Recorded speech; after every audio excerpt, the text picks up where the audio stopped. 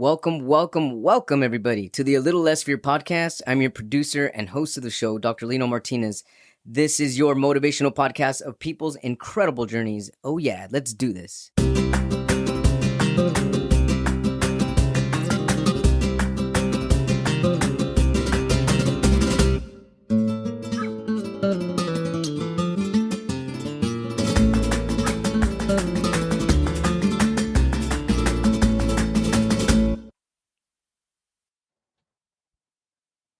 Welcome back, everybody, to the A Little Less Fear podcast. Today, I am so excited to welcome back, and I believe this is either her sixth or seventh time. I know I lost count. I should have gone back to count it, but this is her sixth or seventh time here on A Little Less Fear podcast.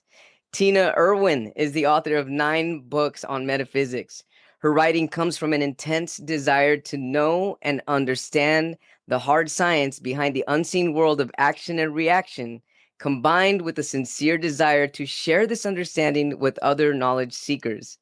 Her lifelong studies into the deeper meaning of events and actions were further enhanced by the experiences of a dynamic 20-year career in the Navy, working for the U.S. Submarine Force and retiring at the commander level.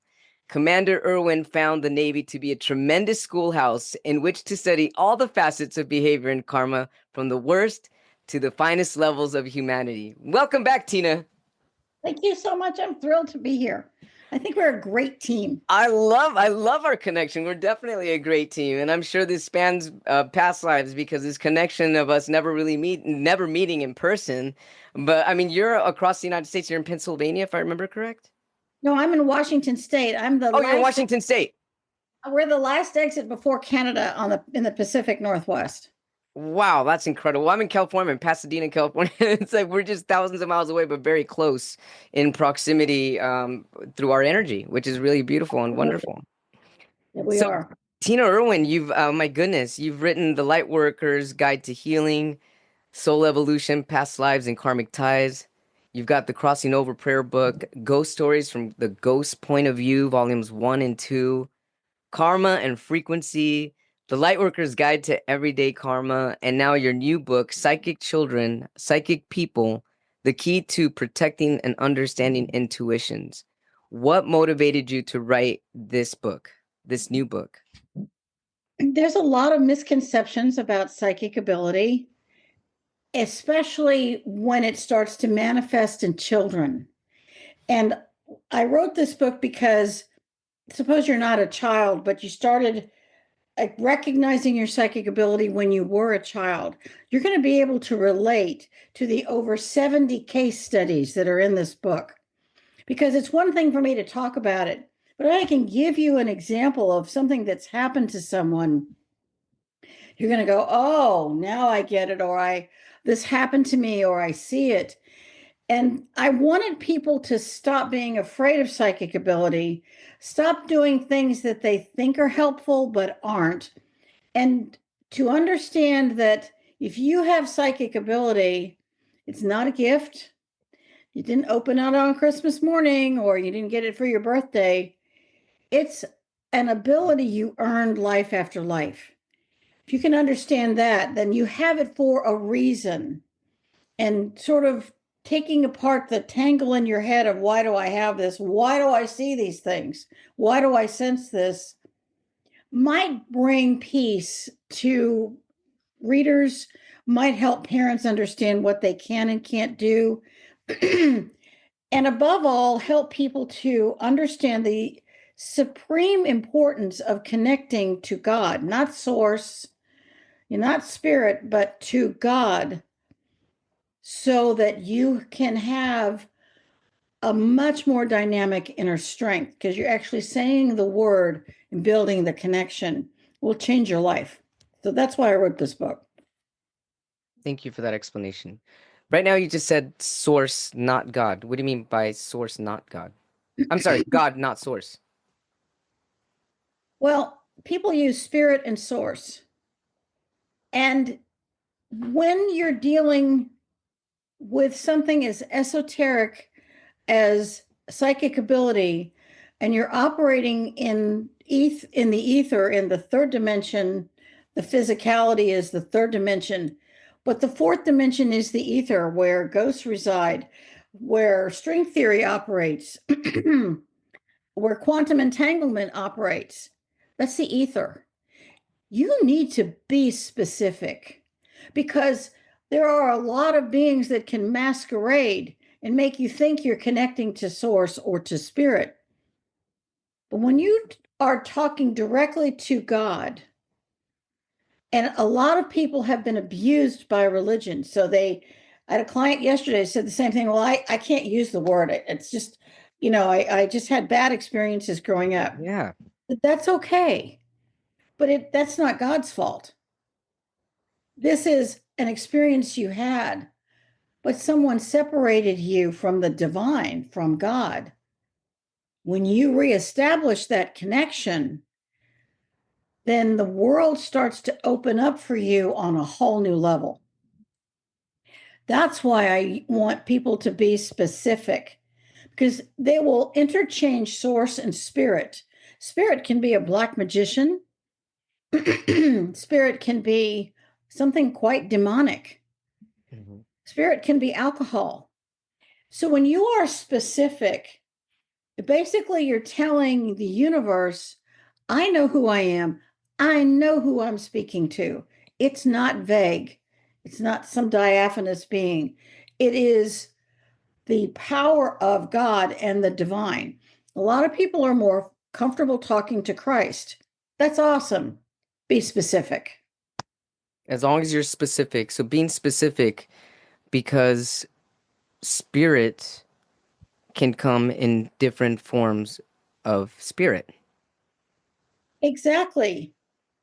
I've seen people who said that they were channeling spirit and they genuinely were trying to be conscientious, but they really didn't understand who they were talking to. They didn't know how to perform due diligence. How do you perform due diligence in another dimension? How do Right. you how do you make sure you know who you're talking to and you're really clear? That's the issue for me because the point of this book is learning how to set up safe parameters for working with disability. I mean, there's some scary things out there, but they don't have to be. If you start setting up a structure and a spiritual framework for moving forward with the ability that you have with confidence. And so when you say setting up a spiritual framework, is it does it make sense? For me, what makes sense to this is to have some type of a prayer or a mantra to speak and paraphrase before you go into that meditative state to connect with um, quote unquote the spirit that you are being specific to calling. Well, I had a wonderful teacher many years ago, and he said that if you had built the connection to the divine strongly enough and you were pretty intuitive, and there are a lot of really intuitive people out there, you basically were in a constant meditation. You kind of don't leave it. You're always listening, you're always being sensitive. This new ability starts to live within you, and you start to use it on a daily, subtle level. That's why this book also discusses karma, the karma of the ability, the karma of who you're working with, the karma of your actions. When you have this ability, building this framework of understanding action and reaction, which is just a law of physics, it puts you in a position to use whatever psychic abilities that you have and can grow with in a responsible place. I don't even know if I answered the question. Um, when you have psychic abilities, sometimes you don't even know who you are. Now there's a slight difference between being empathic and having psychic ability. I'm not an empath. I have psychic ability that has just it continues to evolve. I'll just say that. Mm-hmm. The more I use it correctly, following, walking the straight and narrow of a spiritual path, the more different and subtle abilities seem to manifest. I am very careful what I connect to. I don't connect to everyone. And when someone tells me they are an empath, I kind of back them up a little bit because these individuals are loving and conscientious and they want to embrace and help everyone. And they want everyone to be better and to be happy. But part of this book is understanding that you can't want something for someone that they don't want for themselves. That is true. And you can't want something from someone that they do not have the capacity to give you. You end up constantly hurting yourself. What do you And mean then by that? Somebody that doesn't have the capacity to give you something. What do you mean by that? let's say that you have a parent. Sorry, I get very passionate about my conversations. Let's say that you have a parent who is distant and cold, and you maybe have been either on some level spiritually, emotionally abused by this person over time, and you want them to love you, and so you do everything in your power. You go out of your way. You keep giving and giving and giving, and they just keep sipping that energy and taking it and taking it. So you want something from that parent. That parent doesn't have the capacity or the inclination to give you. Mm-hmm.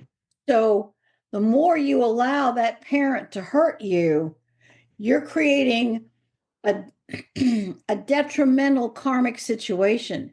You're allowing that person to hurt you, that parent or friend or sibling to hurt you, and you're accepting the abuse. When you stop accepting the abuse and you take ownership of your own life, I don't care what label you put on the person. If Mm-hmm. someone is doing something detrimental to you, you need to stand up for yourself and say Sure. no. Mm-hmm. They're not going to give it to you. How much are you going to give before you learn the lesson of standing up for yourself? And that's a huge lesson. And at some point, all mortal people have to learn that. That absolutely makes sense. Because if you keep going trying to get something that you're never gonna get, you're also creating that karma, correct? That's exactly right. You're creating this downward spiral. This person is constantly disappointing you. All those disappointments lower your frequency. All those disappointments with a lowered frequency create a physical health vulnerability. And so you're always feeling like a victim or you're a survivor of an abusive parent. And I encourage people to take the word survivor, Mm-hmm. put it away, and make a new decision to be a thriving personality. Because when I think of a survivor, I think of a person with their fingers on the ledge saying, I'm surviving, I'm surviving. Mm-hmm. And what they're telling Barely you, holding on. Yeah. just barely holding on. It's like, can I offer you a hand here and I'd like you to really live. Yeah. Be happy, feel joy, love with all your heart. And not survive, but thrive. It's a Yes. very different, much happier concept. Absolutely. What about forgiveness? When someone has harmed you, Mm-hmm. there is karma doesn't have, excuse me, you don't experience something without there being a karmic opportunity to learn a lesson. And when you have been hideously hurt, and there's so many variations of hurt that people receive for which they need to forgive. Mm-hmm. Someone says, just forgive them, you'll feel so much better. Yeah. I'm going to tell you that that is not true. Right. You can't just step your fingers and you forgave this person who sexually abused you for 10 years. Right. Right. I'm sorry. Just doesn't work that way. Hmm. I would like to give everyone who's had a severe situation happen to them permission to take your time in the forgiveness process. Look at what you learned. And I frequently have done this with clients. You take an event, then you analyze the emotion that goes with that event, and then you look at what the lesson learned is. And if you have had an abusive parent, I have many clients with abusive parents. They say I don't know how to forgive them. Hmm. Well, let's look at all of the emotions that went with all of those abusive experiences. Let's look at, was it betrayal? Was it just abject cruelty? Was it unfairness? Was it abandonment? Was it whatever the emotion was, what did you learn and how are you going to be different? When that lesson that person forced upon you is recognized, you start to take your power back from the person or the trauma of the incident. And that takes time. It's a process. Let's say that the person who did these terrible things to you has died. People go, well, I can't forgive them now because they're dead. Yeah, I've heard that. I've heard that Well, before. that's irrelevant. Doesn't matter whether they're dead or not. It's not about that person. It's about what you're doing for yourself. They may have been dead 100 years and it was a past life thing. I've had that happen too.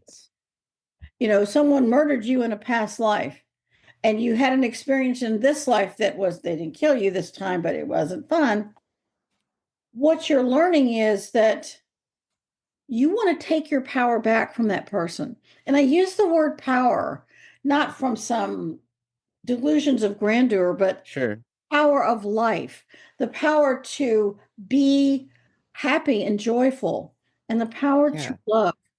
Oh, I love this. You begin to understand the dynamics that go with these concepts, the experience, the emotion, the lesson. And if you do this with every single experience, all of a sudden you see the pattern of what you're here to learn. Now you see the world differently. And maybe you would be in a position to forgive the person. Maybe you would be in a position to say, this person taught me all of these things. And I'm free now. I understand what the lessons were. I'm not like this person. I am different. I forgive them for what they did. Doesn't mean I'm forgetting it. It doesn't Hmm. mean forgiveness doesn't mean that what they did to you was okay. It wasn't. It just means that you have a greater understanding of it. I had a I had a client whose father was so brutal, just beat her every day, beat her sister into mental retardation. Oh my goodness. It was horrific. And it took us some months to gently, it's like this matted ball of knot in your hair, and you have to gently separate it out because these are the very elements of the soul. When you're dealing with the soul of a person, you need to be gentle and kind and caring. You also need to help them to see that there's a path out of this if they choose. Not everyone can do that this lifetime. Right. If it takes a lot of courage to stand up to this, but if you can, and you finally get to the day where you can say, I forgive you, I cannot believe how much I have learned. In her case, I took her back so she could understand her father's life. And what she realized was, and we used old family photographs. It was a very interesting form of working together. She brought me all these photographs of her father as a child, and I said, and look how his attitude in the photographs goes from happy child, sad child, grieving child, angry child, vicious child. And she said he was beaten day after day after day after day after day by his family. It's all he knew. And he Mm-hmm. projected that rage on Right his onto her, on her daughter. onto Yeah. her and her Yeah. children.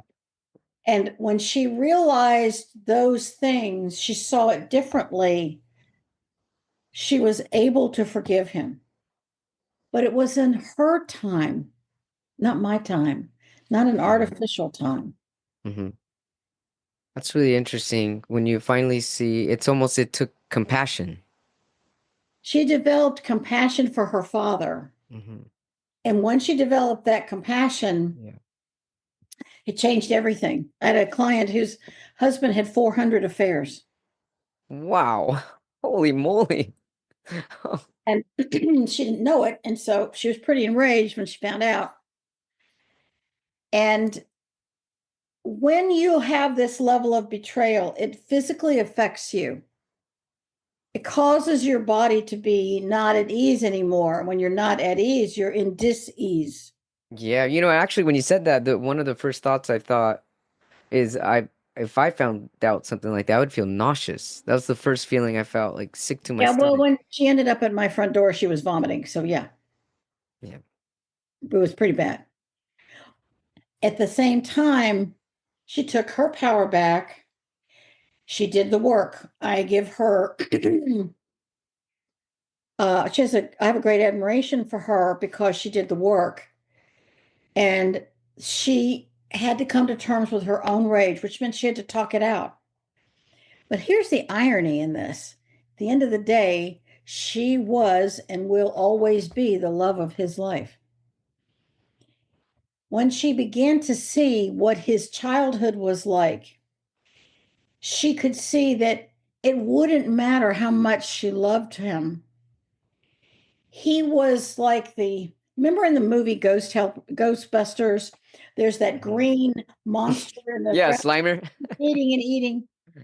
This is a person who has been denied love.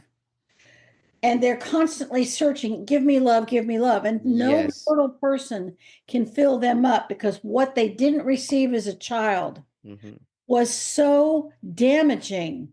No person on earth can fill it. Hmm. They eventually have to die and come back because they can't fix themselves. Your subconscious is frozen at the age of your earliest trauma. Let me repeat that. Your subconscious is frozen Hmm. at the age of your earliest trauma. When that happens, if his if this lack of ever receiving love began to manifest not long after he was born, no Right. one's ever going to be able to mother him or love him enough. When she saw that, her compassion for him became enormous. She didn't condone his actions. She gained insight into them. Hmm. It enabled her to feel set free. And only then could she forgive him. Forgiveness is an incredible process. It is an incredible process. And in the face of forgiveness, through developing this compassion, I can feel and imagine that it still wouldn't be healthy for her to stay in that relationship. I don't know what the results were, but given what could happen karmically if you still keep allowing yourself to be in a cycle like that, even though you have compassion and understanding. The divorce went through. She has a civil, relationship with him because of after, they have children together. And that enabled her to feel that she was whole and that she hadn't harmed him or hurt him, but she couldn't stay married to someone who was exhibiting that. Sure. Because his trauma started at such an infant level age, the ability for him to do spiritual work to heal it wasn't ever going to happen. And when she began to understand that, she just wanted him to work on himself and get better. When you understand that this trauma is so massive, then maybe the person doesn't have what it is they need to even develop the insight to begin this healing process. That makes sense. It helped her to recognize that he still loved her, but he could never be for her what she needed. I think this is true in a lot of relationships. And when you can begin to develop that level of compassion for the other person, keeping that boundary, that's a really important thing. You're maintaining the boundary. I can have compassion for you, but it doesn't mean that I'm going to condone the behavior. I need to move forward with my life. It's Sure. okay for you to move forward with yours in a peaceful way. Hmm. And that means that you're now at ease with yourself. That makes sense, and I love the way you put that. Thank you. I'm curious, Tina. I mean, it's possible for someone to have trauma in their childhood in just one life to create so much, I mean, this unhealthy cycle and pattern for the rest of your life, or is that a combination, a culmination of multiple past lives that have developed and created this cycle that's just has so much momentum that it's hard to stop? Because sometimes I feel like, are you serious? Just this one life created that much trauma, or is it a culmination? That's very difficult for me to answer. Okay. If I gave you a snap answer, you should challenge me on it. Okay.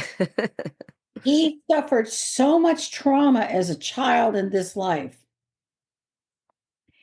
that it affected him for the rest of his life.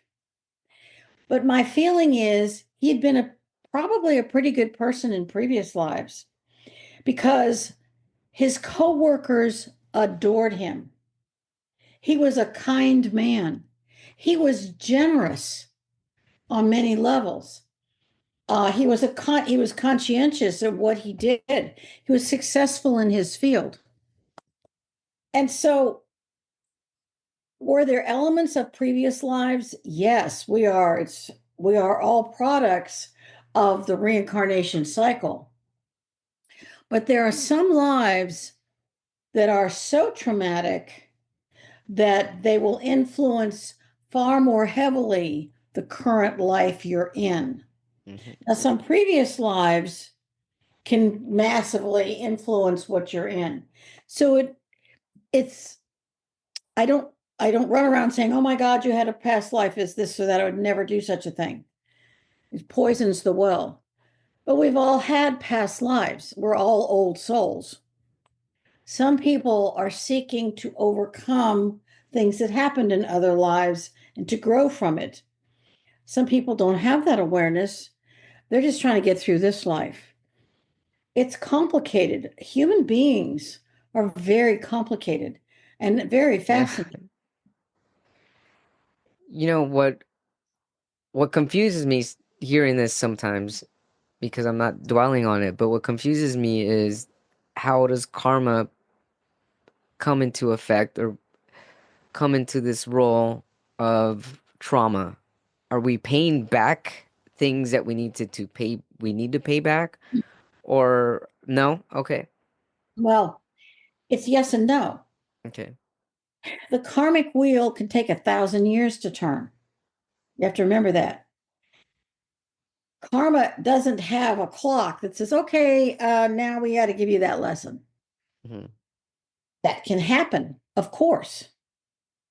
But if something happened 400 years ago and you have had a couple lives in between, Hmm. but whatever that karmic lesson was from that life 400 or 500 years ago can all of a sudden appear in your life all these hundreds of years later.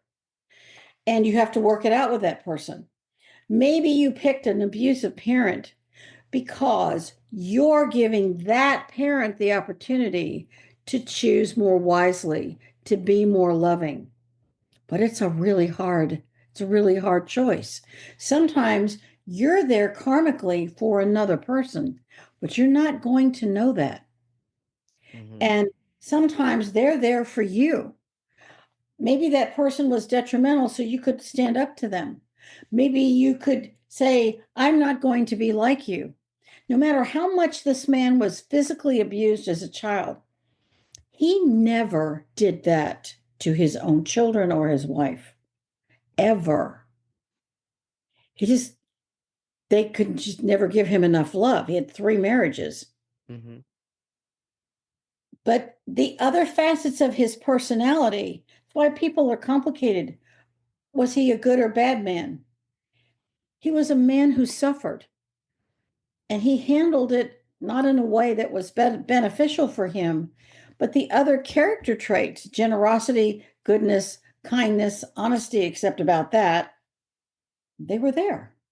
So maybe in another life, he will know love.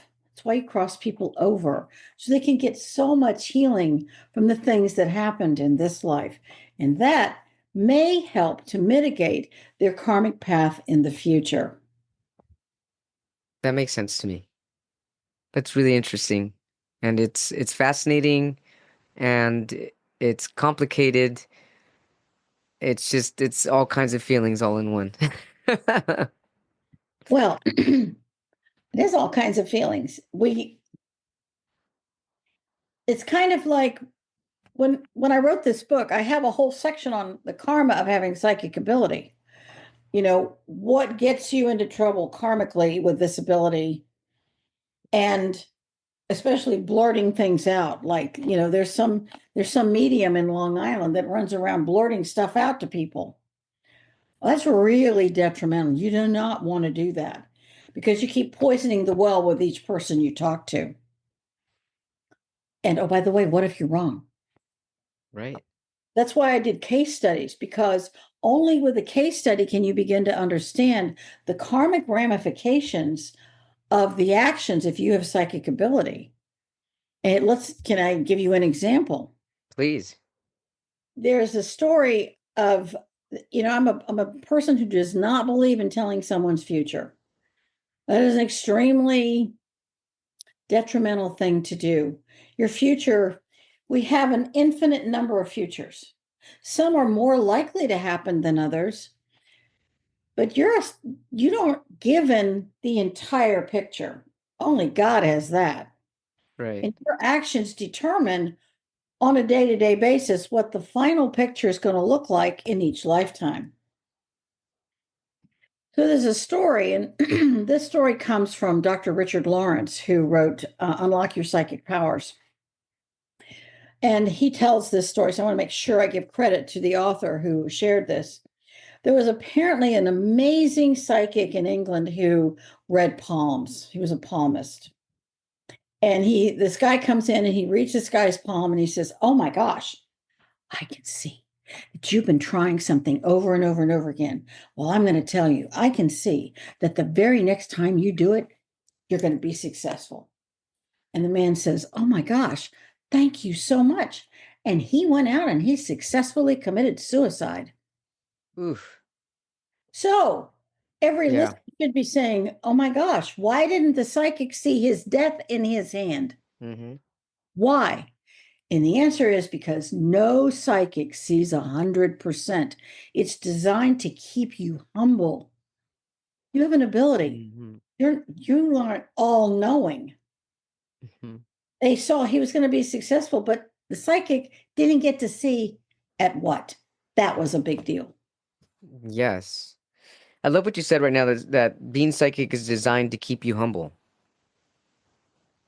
Yes, one of the biggest mistakes you can make if you have psychic ability is being egotistical about it. I can't tell you how many people beg me to tell them what the future is going to hold. Well, what makes you think I know that? I don't. I might get a feeling, based on your character, but I cannot make a prediction. And a lot of times when people, call 1-800 psychic hotline, Hmm. they want someone to tell them what to do. Yeah. Well, you're giving your power away when you do that, and somebody's just going to make a small fortune every time Right. you do it. But when you have this ability and you're really humble about it, and what keeps you humble is studying spiritual law and keeping your toe on that line, not crossing that line. Hmm. When it comes to spiritual law, you don't tell somebody their past lives. You don't, if you see something, if you're a medical intuitive and you can see illness inside someone's body, you can't just blurt that out. You can't.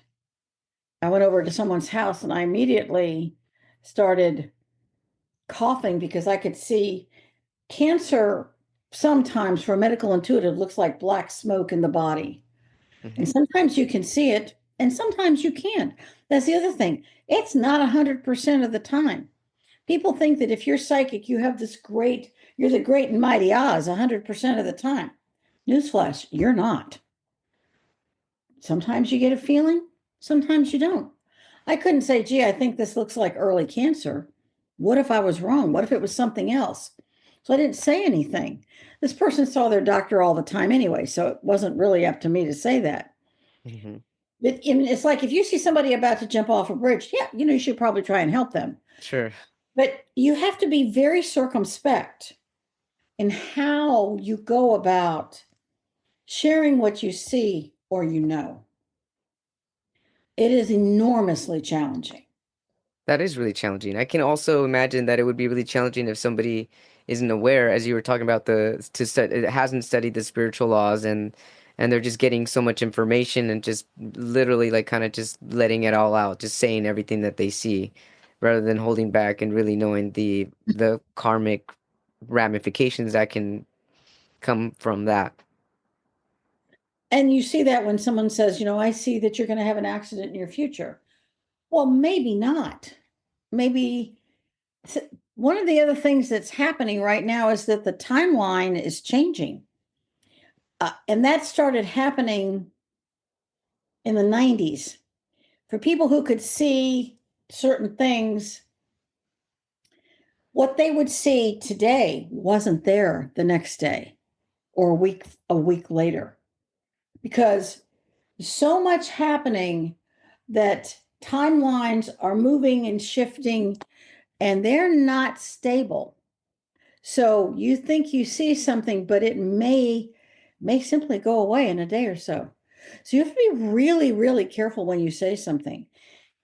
And there's another facet to that because a person will give a psychic all their power. Tell me something. So psychics got a lot of power when you say that. They can say anything. That doesn't mean it's true. There was a woman who said, oh my gosh, I can see that your father in this life abused you horribly in a past life. He was a terrible man. This woman believed the psychic and this father that she'd had a warm, loving relationship all her life was completely bewildered when she turned against him, and he had no idea why. Was that psychic correct or not? The psychic earned horrible karma, but the woman who asked for the reading earned worse karma because once she gave her power away, she believed what the psychic said, and she destroyed a relationship with her father, which affected the entire family. What you do ripples out for a really long time. You have to be careful with what you say. So then, what about when you were sharing in your book the psychics that were accurate with Lincoln's prediction of being assassinated or JFK being assassinated? So when should somebody listen to a psychic? That's a really good question. Lincoln had already had premonitions of his death, and I think he was really tired. 5 years of the Civil War and the volume of death that he saw, including the death of his own son, literally, and his super crazy wife, Mary Todd Lincoln, she was not fully stable. He was really tired, and the war was over. He had ended the war, and he died, I think, April 14th, 1865. And I could be wrong on that exact date, but it was in April. And he was really, really tired. Sometimes when the soul is tired, things happen. And he did have several people warn him, you need to be careful. What does that mean? Does it mean you Yeah. stop living your life? I mean, what does that mean? Gene Dixon was a very famous psychic who warned John F. Kennedy that if he went to Dallas, he would absolutely die because it kept being shown to her over and over. And she wanted to protect him. And and it's a very fine line because did she create a reality or was that already in existence? Or since this was such a massive historical timeline event like 9/11 or World War II, or you can think of these huge things that have happened. Many people will see them in the future. There were a lot of people that saw the Titanic was going to sink. Many people saw that. Actually got off the ship and didn't sail because they could see it was going to sink. So something that can exist in time and space in the future. That's what makes this conversation very challenging. Mm-hmm. Because should Jean Dixon have said anything to John F. Kennedy? She did what she felt was right in the moment. But no president, to be blunt, is going to sit down and listen to a psychic say, don't go to a political meeting. Don't Mm-hmm. try to win over Texas because your vice president is a Texan. Lyndon Johnson was, a big Texan. Johnson and Kennedy, and we're probably going to find out about that a whole lot more real soon. Johnson and Kennedy couldn't stand each other, but they had to politically join together to win the election against Nixon. So she was trying to save him, but that future already existed and there wasn't anything anyone was going to do to stop that. Those wheels had been in motion for a very long time, which means that the energy was echoing out, which is why she felt it. That makes sense. So it was already in existence. And if something is already in existence, I mean, if we live in different parallel realities, can't we change the future as well? Yes, people think time runs in a straight line like a ruler, Sure. but time doesn't work that way.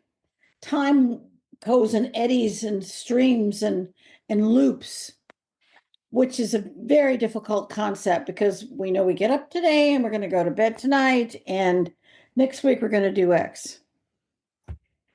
But time exists in multiple dimensions as far as the ramifications. We know that there's no time in the fourth dimension.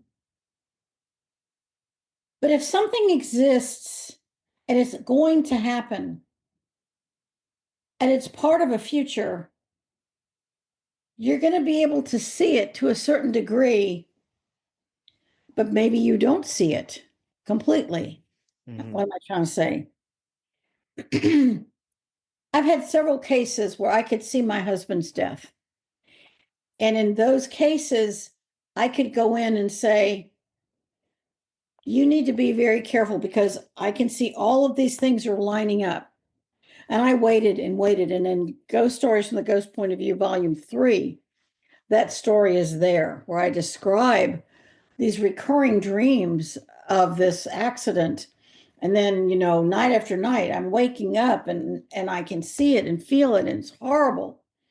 And finally, the day comes when this accident is going to take place. Most premonitions are never in that short of a period of time. Some of them are months in advance or even years in advance. That's the eddy in the pool of time. But in this case, I could see that on that Saturday at about 4:30 in the afternoon in New London, Connecticut, he was going to die and I would be a widow. And I didn't know what was going to lead up to it, but as each day went by, I got more pieces of the puzzle. And when I finally had enough of the picture and the final piece fell into place, I told him, and he didn't leave the house. So, did I get to see that so he wouldn't die? It's a great Or question. and I mean, I've had other situations with him. So I had the same situation with the recurring dreams with one of my brothers, and I thought madness would set in. I was like, what do I do? What do I do? What do I do? I don't want to create a reality. And so finally, I asked him, how are you feeling? And he said, I feel like something is trying to kill me, but I can't put my finger on it. It's like, okay, he's feeling something. I'm feeling something. Mm-hmm. Put our heads together. We figured out what it was. When we figured out what it was, we resolved it. The dreams stopped. It's like karma said, you need to fix this. He isn't supposed to die right now. That's what happened. So, like all psychics, I've had things that I could see I could fix. I've had other things I could see, not a thing I could do about it. And the third aspect is there were things that I could see was going to happen with this person. 5 psychics saw the same thing with this person. All 5 of us were wrong. Wow. What we saw happening with this person never happened on any level. When was the last time 5 psychics agreed who didn't know each other? So that was a future that never manifested for that person, ever. I saw a situation where my daughter and her first husband were going to have this little girl, and I could see her with this dark hair and these green eyes. And I could see, my son in law, they got divorced. They never had that child. So I'm trying to say, just because I saw something doesn't mean it's going to happen. So when you have a premonition, you have to be very mindful and maybe write down what you're seeing. Keep a logbook. I talk about this in the Children's Psychic People book a lot. Keep a logbook of your experiences so that you can go back and say, okay, I saw this, but that didn't happen. Or maybe you were afraid for someone and you say a lot of prayers for them. The energy of prayer may have shifted something. You don't know. Maybe the karmic wheel turned and what I saw for this person shifted. I just missed that memo. They didn't tell me. Mm-hmm. God bless him. He tried so hard. And he felt like he failed when he died because nothing that anyone ever saw or he saw for himself ever happened.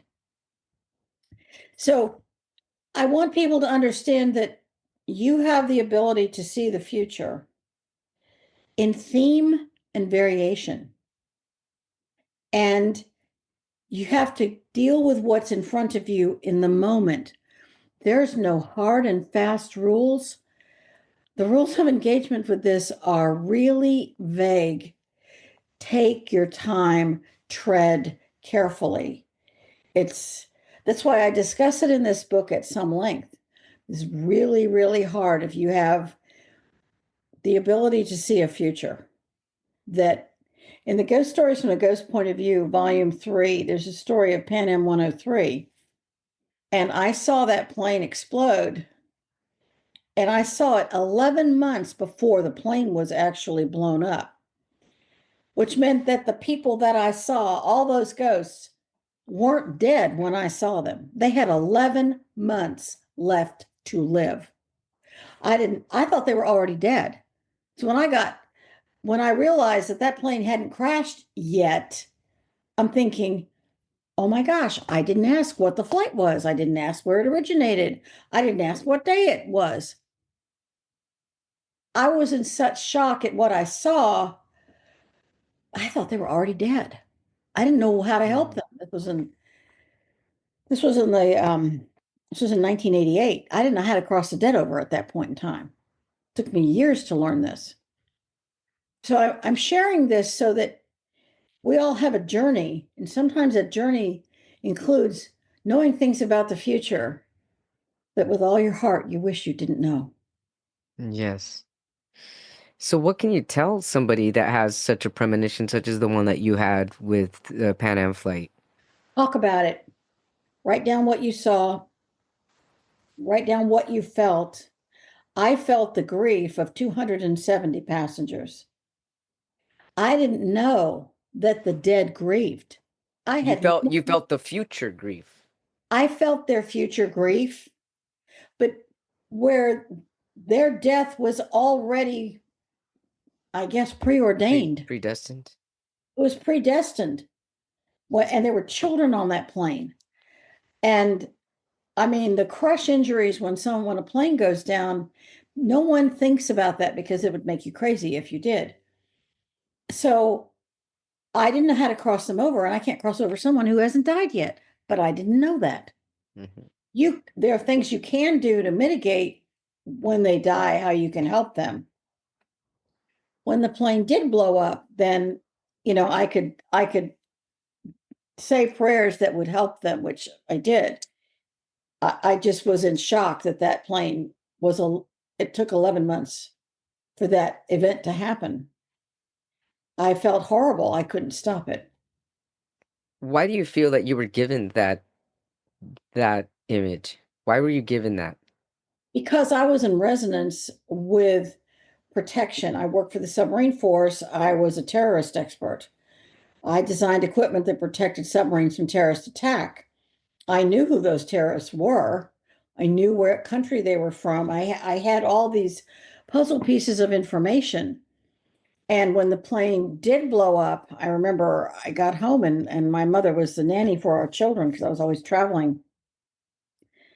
And she said, this plane blew up over Lockerbie, Scotland. And I said, that was my January premonition. And there was a bomb on board the plane from this particular terrorist. And that's what happened. And she said, I don't want to know how you know that. Well, I was in resonance with that whole scenario. Mhm.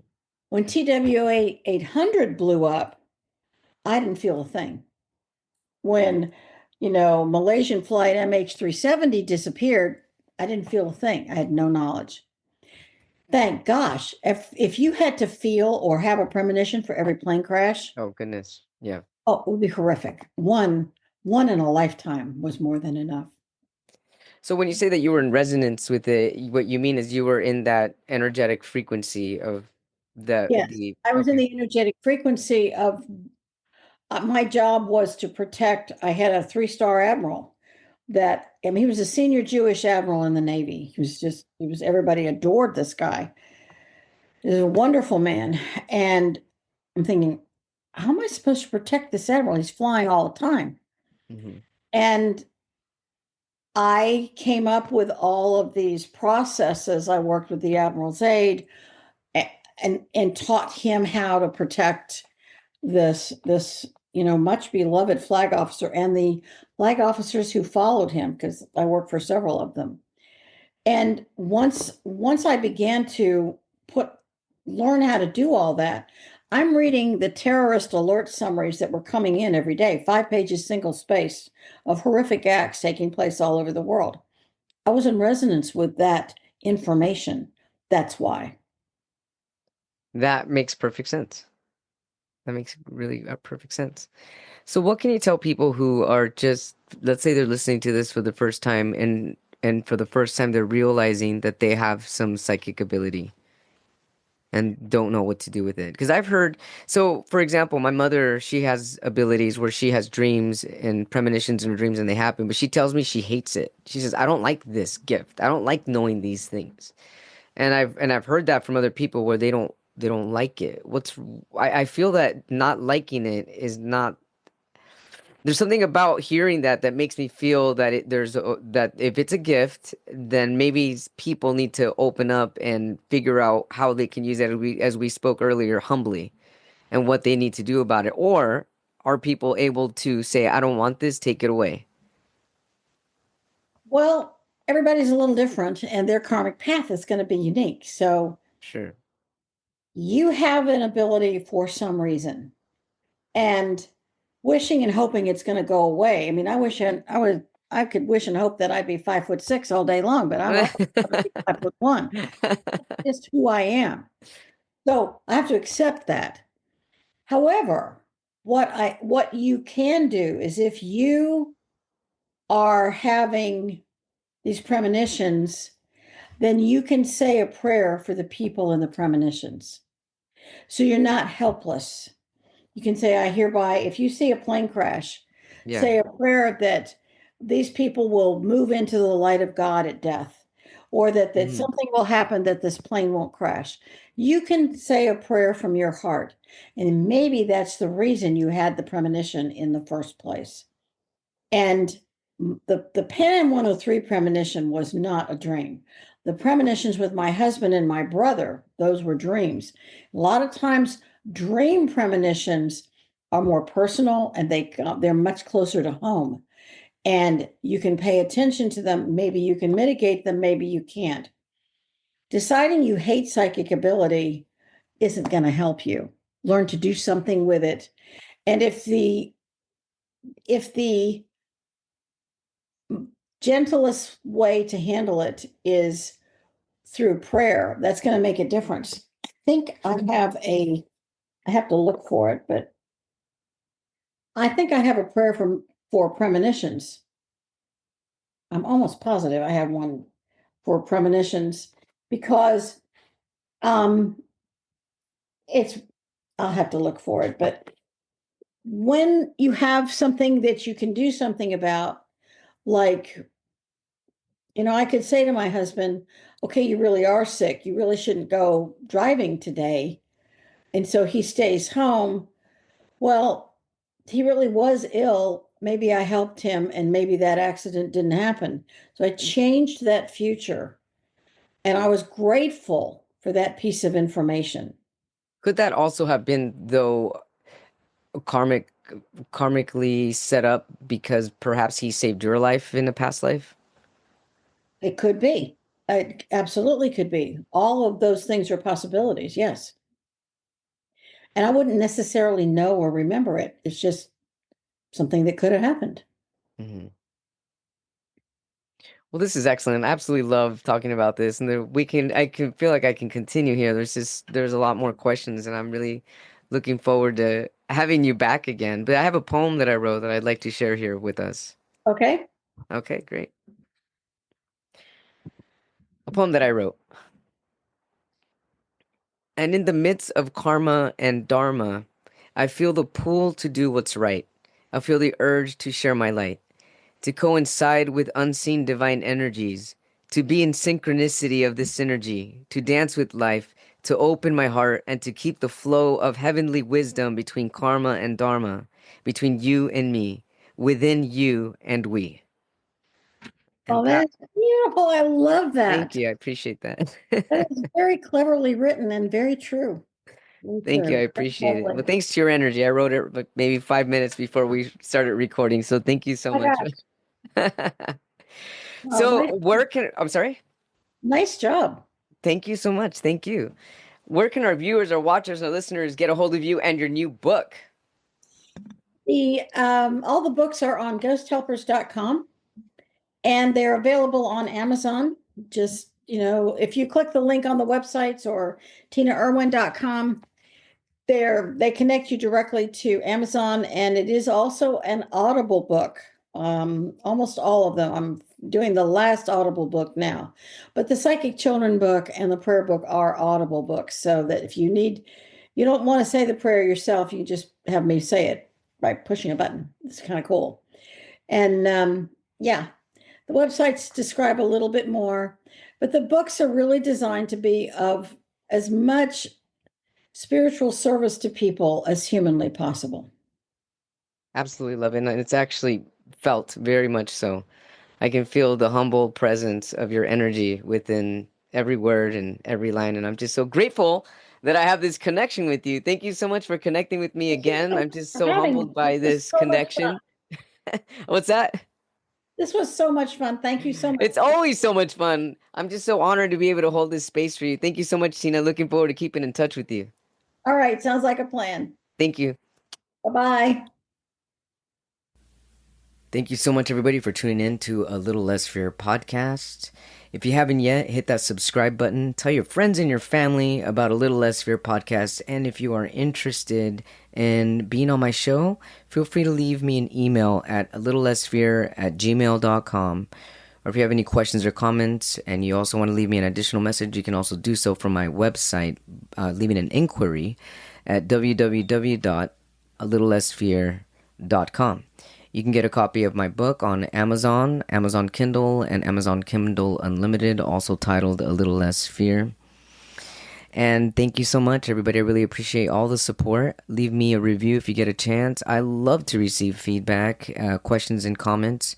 And any way that I can be of support to you, please let me know. Thank you so much. I love you. Wishing you love, light, happiness, and many blessings your way.